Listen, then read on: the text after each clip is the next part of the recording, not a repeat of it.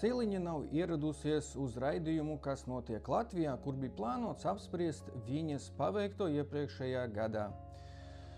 Tas ir interesanti, ka nenāk jau uz sabiedriskiem mēdījiem.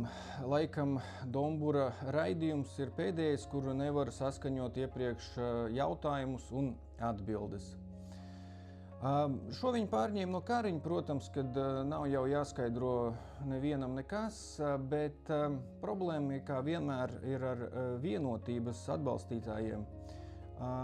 Viņi šo neuzskata par problēmu. Viņi neuzskata par problēmu, ka viņu premjeri nenāk uz raidījumiem skaidrot savu politiku, savas darbības, diskutēt par to. Un tas ir tāpēc, ka dziļi dvēselē viņi atbalsta to pārvaldes formu, kad ir viena partija, viens viedoklis un nevienam nekas nav jāskaidro.